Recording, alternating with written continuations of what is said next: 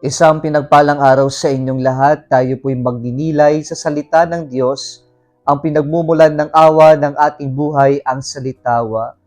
My dear brothers and sisters, we are now in the 27th Sunday in Ordinary Time. Mga kapatid, huwag po nating kakalimutang magdasal at magsimba. Lahat po tayo nakaranas ng matinding problema sa buhay, mga suliranin, mga pagsubok, pait ng buhay, puot ng buhay.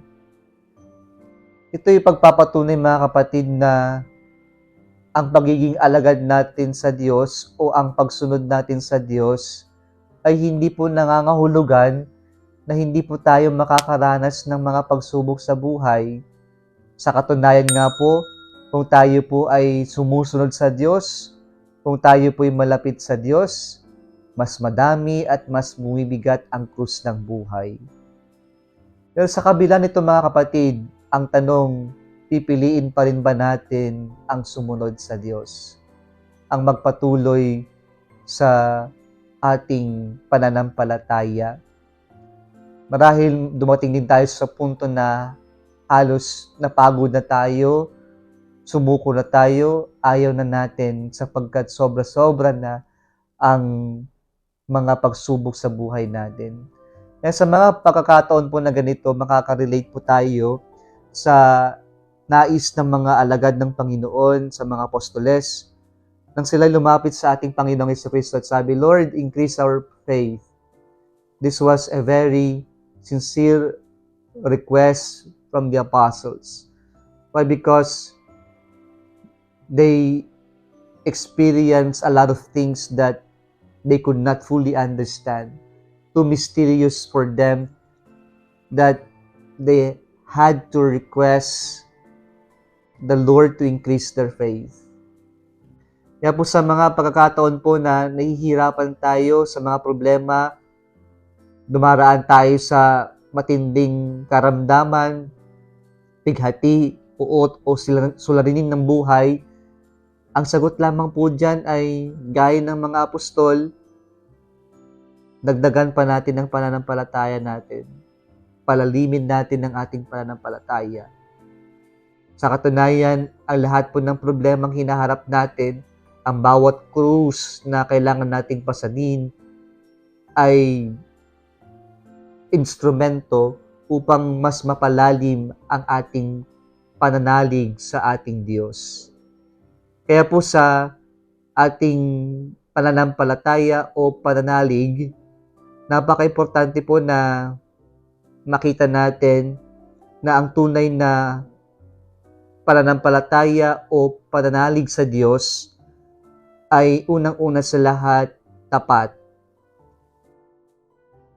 Ito yung makikita natin sa ating unang pagbasa at Ebanghelyo ngayon na si Habakuk ay lumapit sa Diyos and he declared their complaints because of so many injustices, violence happening around them. And the complaint of Habakkuk and the people was about the silence of God in this, in their miseries, in this injustices, in this violence happening around them.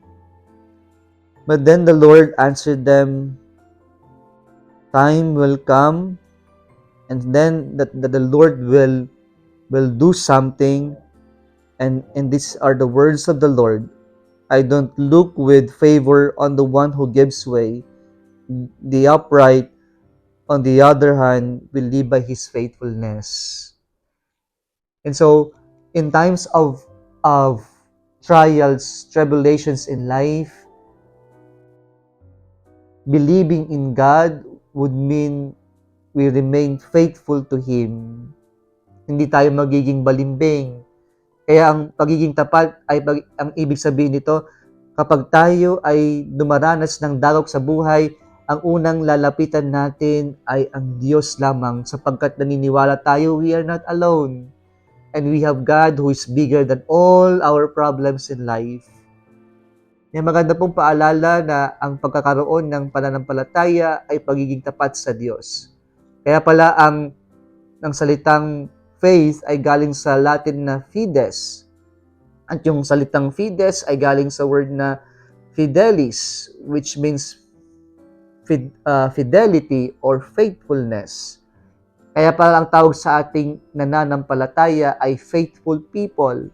And so if we believe in God, if we have faith in God, then no matter what trials and tribulations we will face in life, we will remain faithful to Him.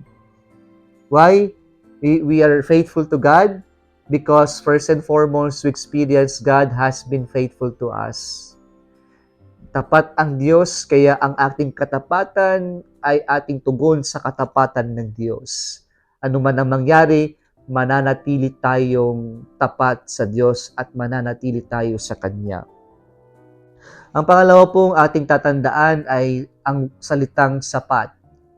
Ito'y paalala mga kapatid na sa ating pananampalataya, huwag nating kakalimutan, sapat ang grasya ng Diyos.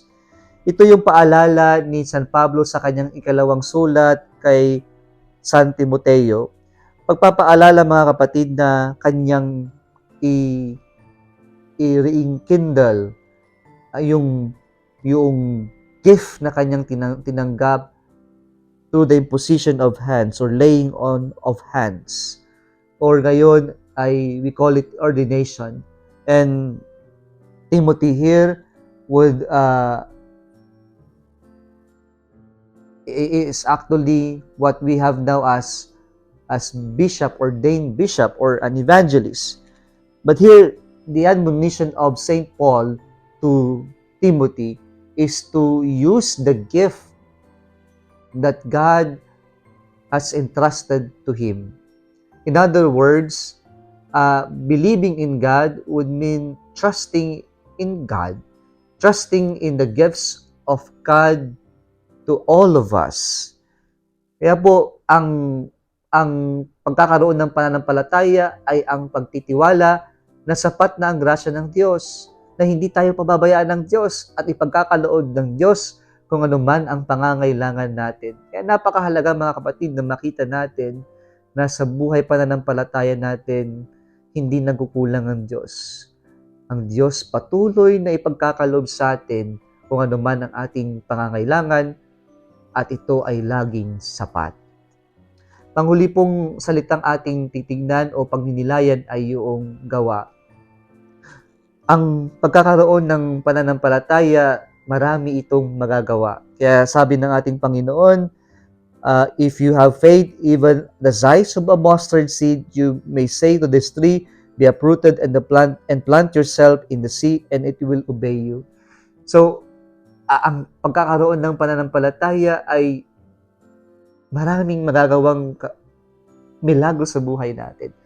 Maraming mga bagay na misteryo na tila imposible pero nagiging posible sa pamamagitan ng ating pananampalataya sa Diyos.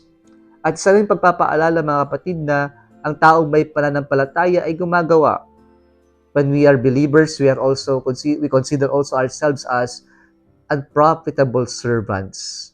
Gaya ng alimbawang ginamit ng ating Panginoon sa ating ebanghelyo ngayon, ang isang alagad na mula sa bukid na nagtrabaho, pag uwi niya, hindi sasabihin ng amo niya, upo ka, kumain ka.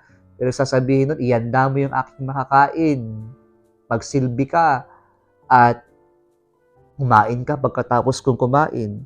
Hindi magpapasalamat ang amo. Pero sasabihin ngayon ng alagad na isa siya lamang unprofitable servant. Okay. Isa itong pagpapaalala mga kapatid na sa ating pananampalataya, dapat ito ay sinasamahan natin ng mabuting gawa. Kung tayo may pananampalataya, hindi lang tayo umaasa sa awa ng Diyos, pero tayo rin ay kikilos, gagawa, tayo rin ay may nakikipag-cooperate sa grasya ng Diyos upang sa ganon maisagawa natin kung ano man ang inaasahan ng Diyos sa atin na mayroong pananampalataya. Kung nagustuhan mo ang video na ito, huwag kalimutang mag-like, share at mag-subscribe sa Salitawa Facebook page and YouTube channel. Muli isang pinagpalang araw sa inyong lahat.